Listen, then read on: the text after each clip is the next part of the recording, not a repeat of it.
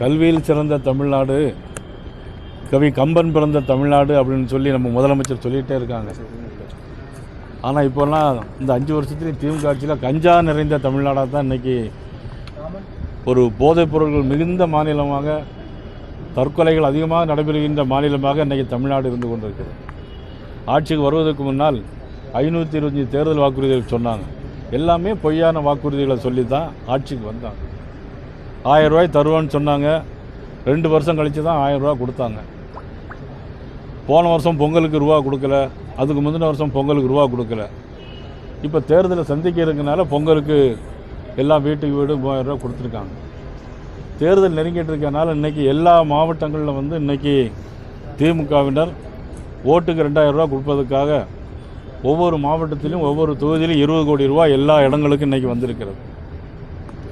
ஆக பணத்தை வைத்து ஆட்சியை பிடிக்கலாம்னு இன்றைக்கி திமுக நம்பிக்கொண்டிருக்கிறது. சட்டம் ஒழுங்கு சரியில்லை.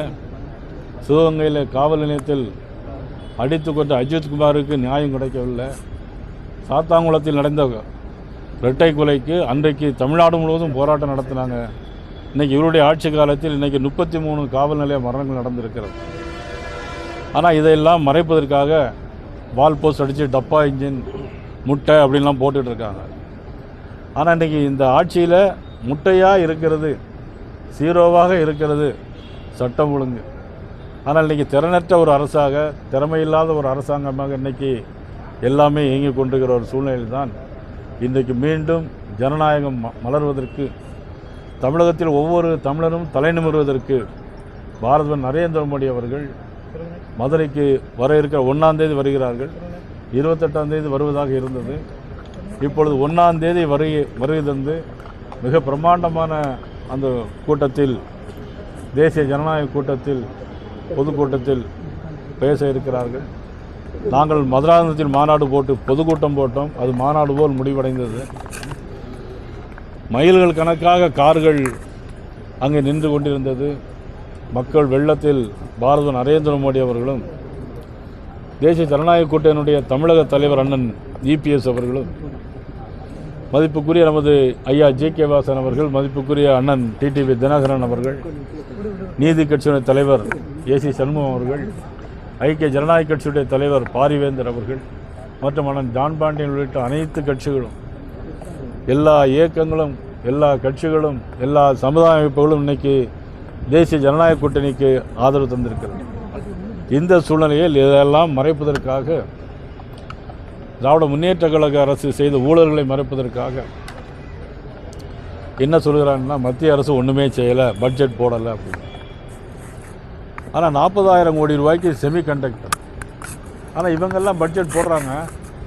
ஒவ்வொரு ஊருக்கும் பட்ஜெட் போடுறாங்களா? இல்லை, தமிழ்நாடு முழுவதும் போடுறாங்க. ஆனால் திருநெல்வேலிக்கு ஒன்று, நாங்குநேரிக்கு ஒன்றுன்னு இதுவரைக்கும் பட்ஜெட் போட்டிருக்காங்களா? இல்லை. ஒட்டுமொத்தமாக போடுவாங்க. எந்தெந்த பகுதியில் என்னென்ன தேவைகள் இருக்கோ அதனுடைய அடிப்படையில் அந்த பட்ஜெட்டு, அந்த நிதிகள் ஒதுக்கப்படும். அதனுடைய அடிப்படையில் இன்றைக்கி மத்திய அரசு, மதிப்புக்குரிய நிர்மலா சீதாராமன் அவர்கள் மிக அழகான ஒரு பட்ஜெட்டை போட்டிருக்கிறார்கள். 40,000 கோடி ரூபாய்க்கு செமிகண்டக்டர்கள், 10,000 கோடி ரூபாய்க்கு மருத்துவ செலவுகளுக்கு, ஆயுர்வேத மருந்துகளுக்கு 10,000 கோடி ரூபாய் கண்டுபிடிப்பதற்கு, தென் மாநிலங்களில் கனிம வளங்களை மிகப்படுத்துவதற்காக, நவீன வகை கனிம வளங்களை கண்டுபிடிப்பதற்காக. ஆனால் இங்கே நெல்லை மாவட்டத்தை பொறுத்த மட்டும் எல்லா கனிம வளங்களும் கொள்ளையடிக்கப்படுகிறது. எல்லா களியக்காவளை வழியாக, செங்கோட்டை வழியாக மணல்களும் கனிம வளங்களும் கடத்தப்படுகிறது. அதற்கு பதிலாக அங்கிருந்து பினராயி விஜயன், நம்ம முதலமைச்சருடைய நெருங்கிய நண்பர் பினராயி விஜயன், எல்லா மருந்துகளுடைய கழிவுப் பொருட்கள் பூரா அங்கே கொண்டு கொட்டிகிட்டு இருக்காங்க. இங்கேருந்து நல்ல பொருட்கள்லாம் கேரளாவுக்கு போகுது, மருந்து கழிவுப் பொருட்கள்லாம் இங்கே வருது. மத்திய பட்ஜெட்டில் எல்லா மாவட்டங்களுக்கும் மகளிருக்காக விடுதிகள் அமைப்போம்னு சொல்லியிருக்கிறாங்க. இத்தனை நல்ல திட்டங்கள், ரோடுகள், சாலைகள், விமான போக்குவரத்துகள் அனைத்திற்கும் மத்திய பட்ஜெட்டில் நிதி ஒதுக்கப்பட்டிருக்கிறது. ஆனால் பாராளுமன்றத்தில் நடிகர் கமலஹாசன் அவர் பேசியிருக்கிறார், தமிழை வைத்து பிழைக்கிறோம் என்று. ஆனால் தமிழை வைத்து பிழைப்பது யார்? அவளுடைய கூட்டணி கட்சியுடைய தலைவர்கள். பாராளுமன்றத்திலே நிர்மலா சீதாராமன் அவர்கள் பேசியது, இது பெரியார் அவர்கள் தமிழ் மொழியை பற்றி என்ன பேசினார், தமிழ் மொழி மிக மோசமான மொழி, இதுக்கு மேலே நான் சொல்ல முடியும் அப்படின்னு பெரியார் பேசியதை மேற்கோள் காட்டி பாராளுமன்றத்திலே நமது நிர்மலா சீதாராமன் அவர்கள் பேசியிருக்கிறார். இவ்வளோ அழகான பட்ஜெட்.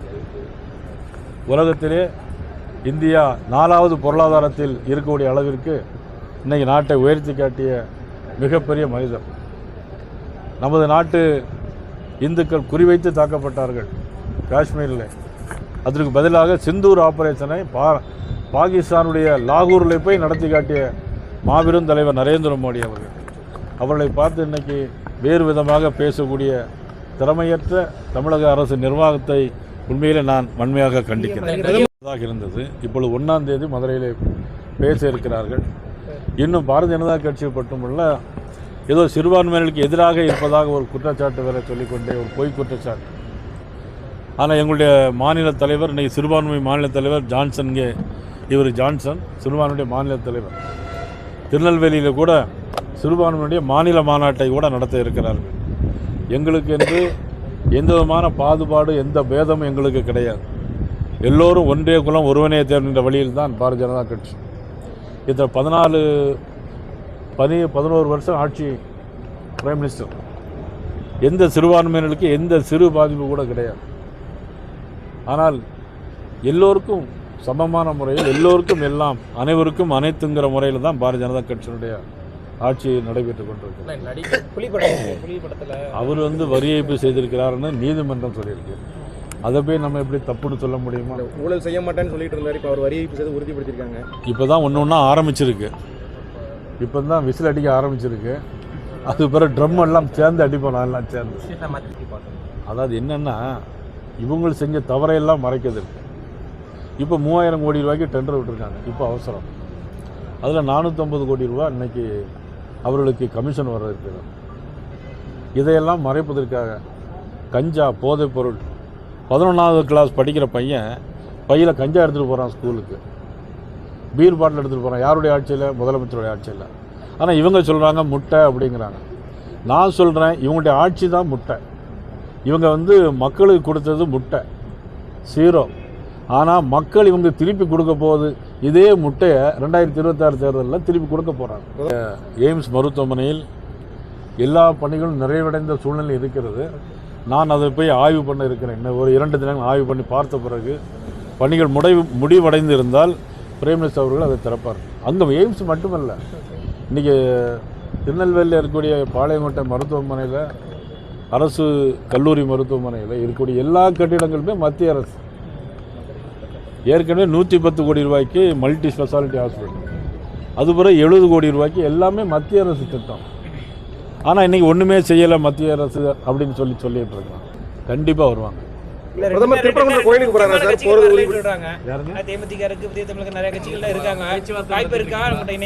கண்டிப்பாக வருவாங்க. யாரெல்லாம் வருவாங்க நான் உங்களுக்கு சொல்கிறேன்.